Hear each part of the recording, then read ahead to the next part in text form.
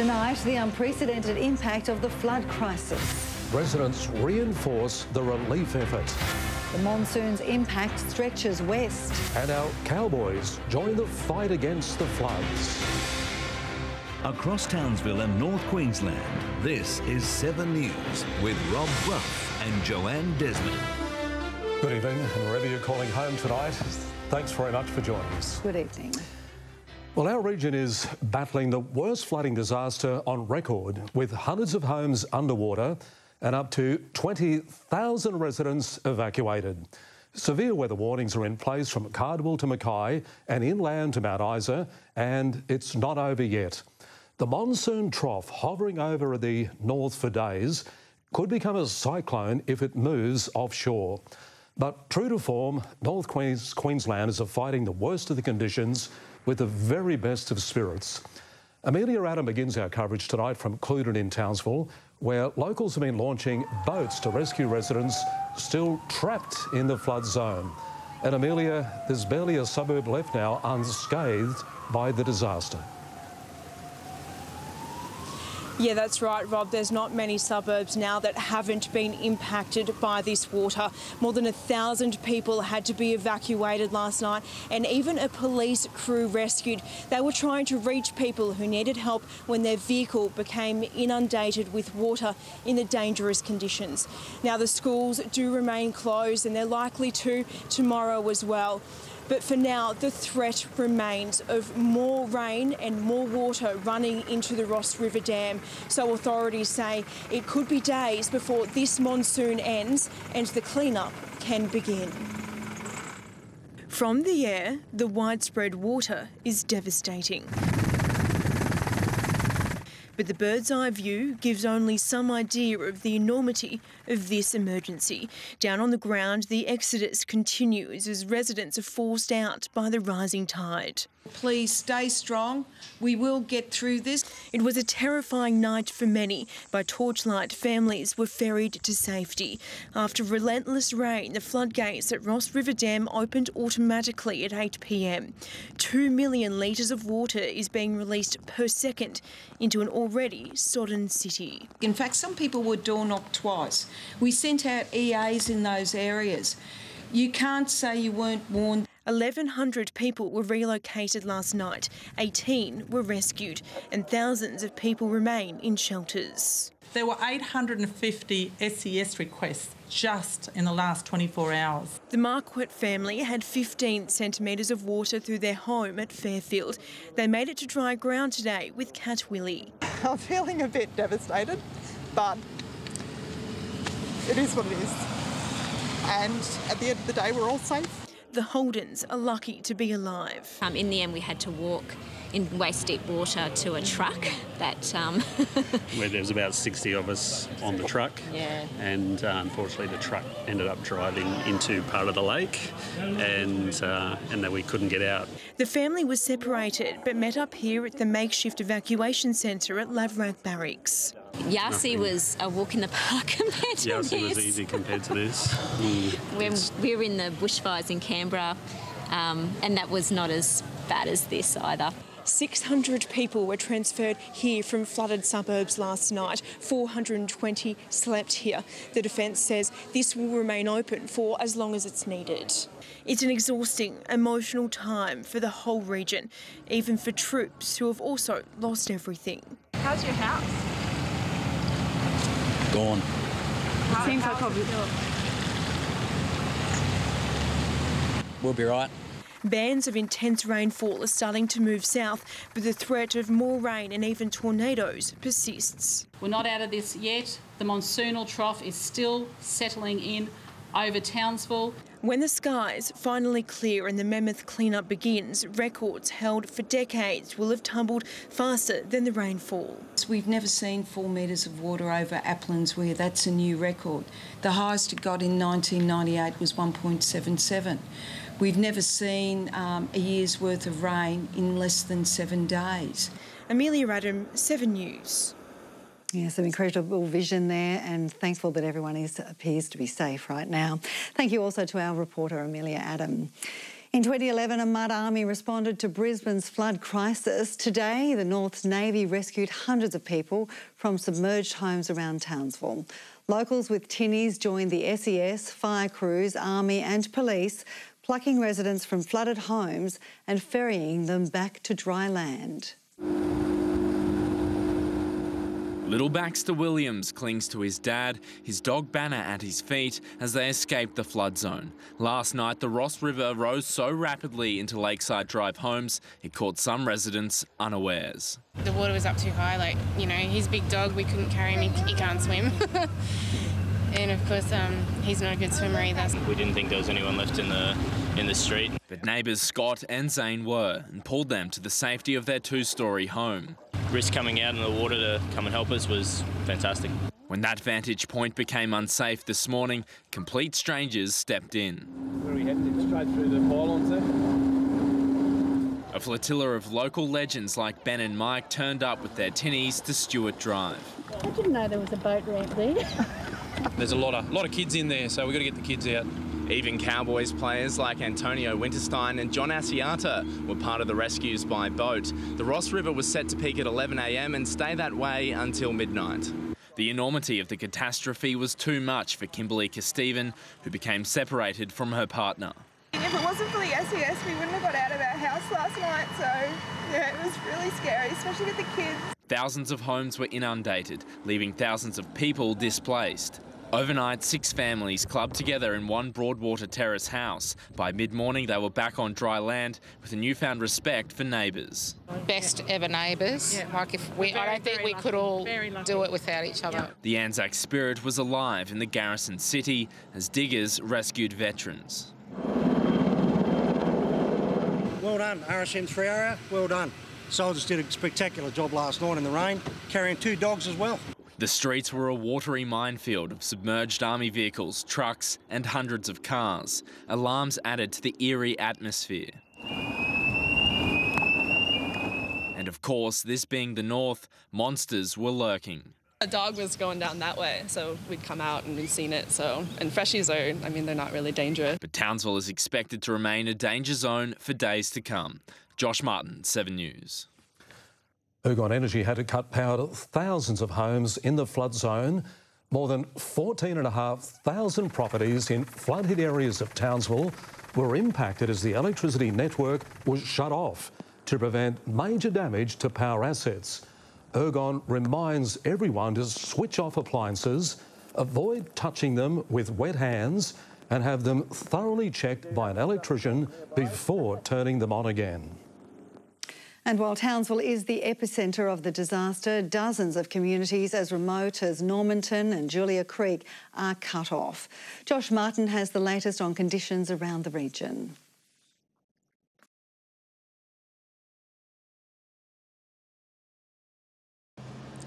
Joe, many of North Queensland's towns remain cut off tonight. The Bruce Highway is closed south of Garoo and Harvey Range Road remains closed after Rangewood. The RACQ says water is over the Bruce Highway between Townsville and Ingham. Out west to Charters Towers, the raging Burdekin River will keep McCrossan Bridge off limits for the next few days. The Flinders Highway and the Gregory Development Road remain closed. An emerging issue is concern over the supply chain and products available in stores in Charters Towers. Dozens of stranded trucks have sought shelter at the Puma Roadhouse, with far-reaching impacts for the state's northwest. We also have a number of isolated communities: Normanton, Corumba, Doomadgee, McKinley and Julia Creek. Despite the closures, Townsville supermarkets are finding ways to resupply. Coles will restock essentials via the air. And Woolworths will deliver 300 tonnes of supplies by a barge from Mackay on Thursday. Financial assistance has been made available to individuals and families, and 3,000 applications have already been made. Thank you very much, Josh. Seven's meteorologist Livio Regano joins us now.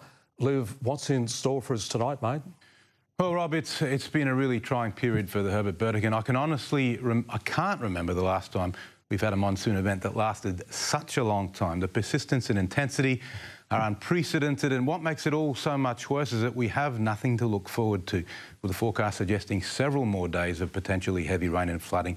Now, from tomorrow, we may begin to see the monsoon trough start wandering southward, which would mean the heavier rain could temporarily shift to the Whitsunday coast and we may get some short respite. But there's every chance it'll come back again before it finally clears, and probably not till Sunday, Monday. Back to you guys. All right, thanks for that, Liv. And of course, Livio will be back with the full forecast a little later in our bulletin. We'll take a break in a moment. Residents advised to conserve water after flooding burst pipes. And the new master guide steering visitors in the right direction on the reef.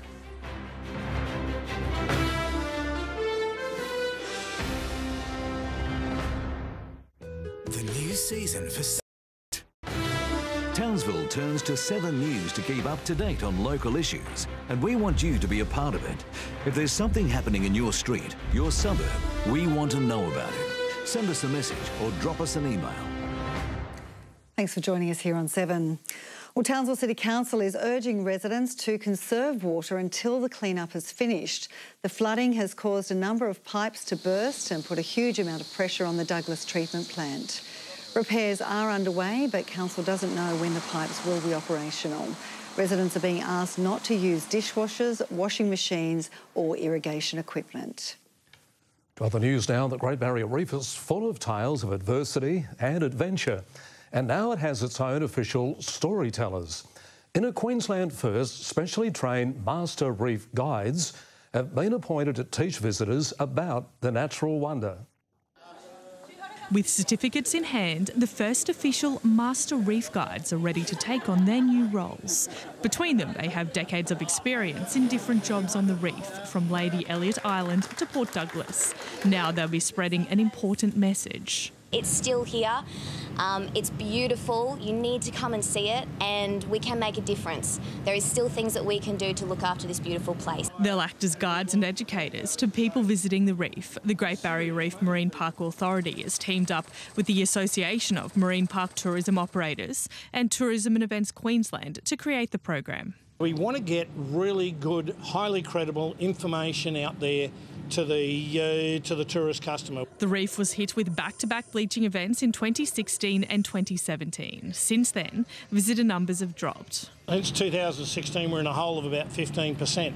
10% in our industry is $640 million and 6,000 jobs that are missing. So it's hoped these guides will help bring tourists back. The ultimate goal is that every visitor that comes to the Great Barrier Reef will be more connected to the place that they've been. The aim is to eventually have a master guide in every tour boat on the reef. Heidi Sheehan, 7 News.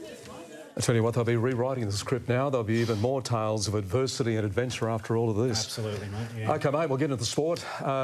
It's going to be a while before we see any sport played, eh, mate? Yeah, spot on, Bruffy. In fact, there are major fears for the state of Townsville's basketball complexes, while fields at the Murray complex are also flooded. We'll have more on that next, as the Cowboys prove their heroes on and off the field.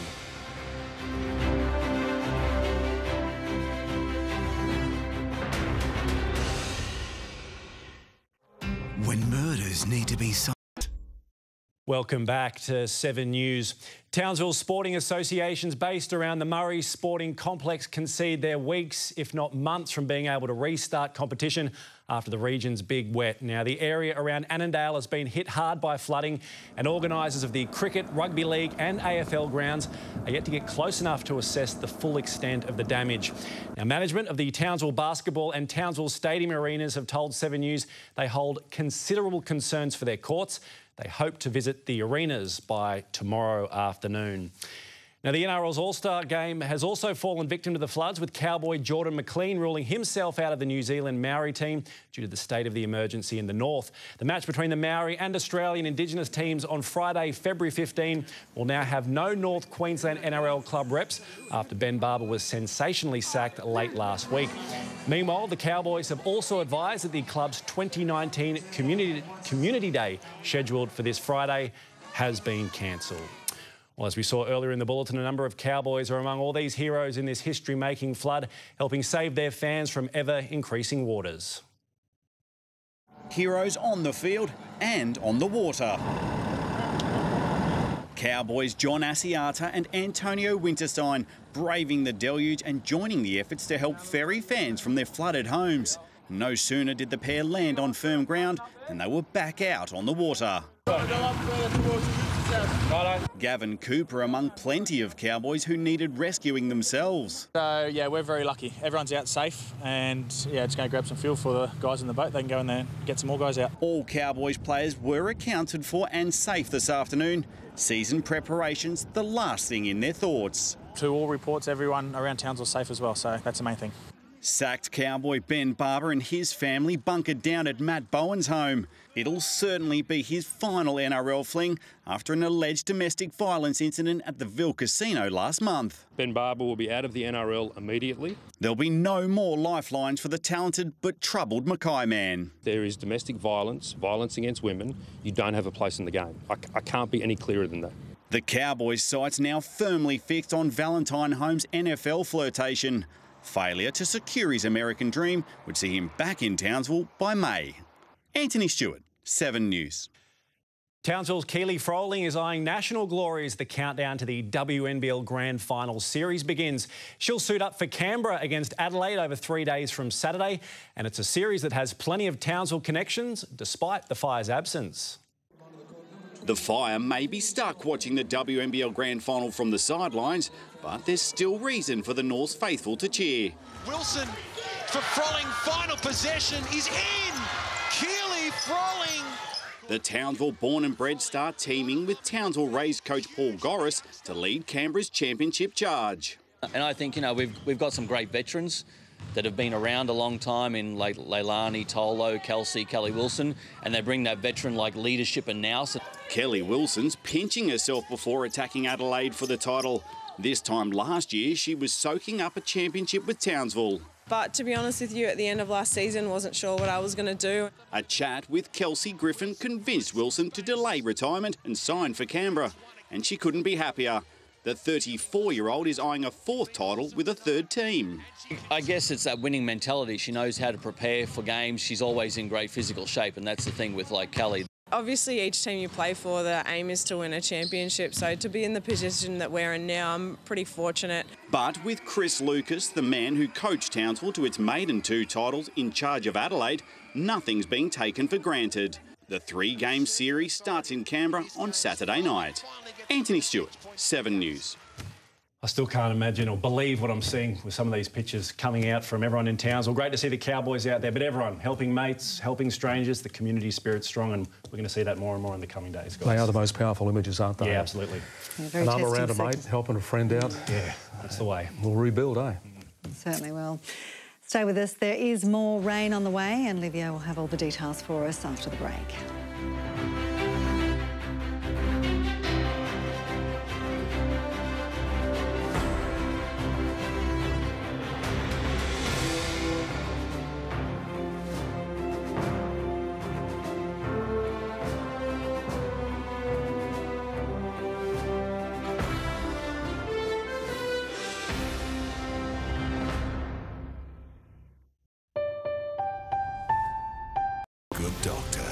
Good Doctor, Tuesday after NKR.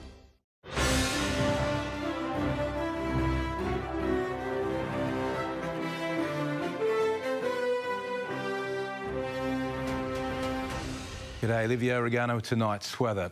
Well, the monsoonal deluge continues without mercy across North Queensland and shows no sign of clearing this week, though we could see a slight southward shift in the rain focused in the next couple of days. 402 millimetres at Woodlands overnight. That's the highest 24-hour rainfall in our region. Almost 200 millimetres were added to Townsville's tally, which has already blown the roof, and just over 100 more millimetres at Ingham. 27 degrees at the airport today after a low this morning of 23, and humidity naturally close to 100%. The high tempered air was 28, Charters Towers only 25 under all that thick cloud. Now, the satellite loop, you can see, as I often describe these monsoons, they're like 2 rivers of meeting air. So you've got the northwesterlies on one side, slamming into the southeasterly trades on the other side. When you watch two rivers meet, you tend to see these little eddies forming, little circulations, and that's exactly what these circulations here are, monsoonal lows. They all have the potential to develop into tropical cyclones, although at this stage, that's one of our least concerns. It's the monsoon itself providing that enormous amount of uplift and production of heavy rain.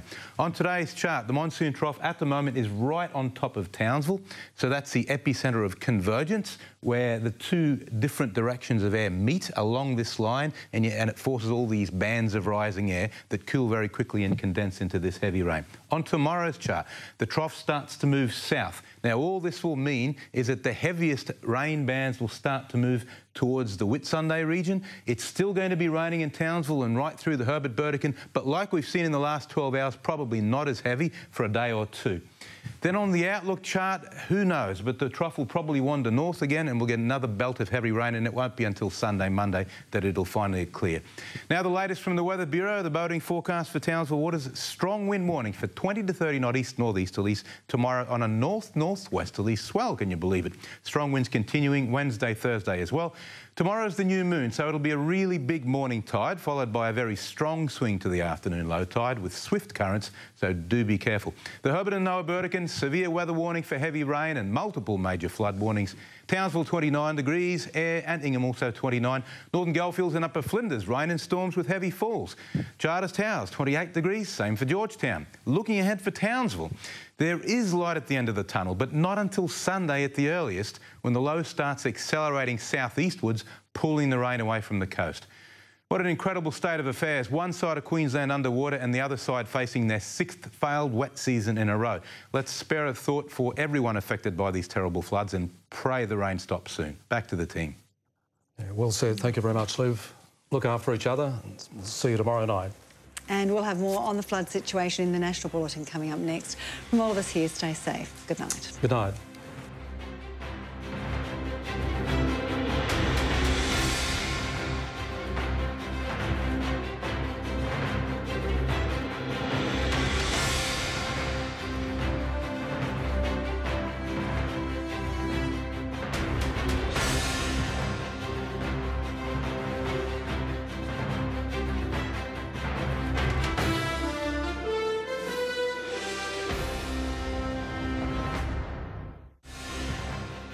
Tonight on 7 News, the gates open, a raging torrent of dam water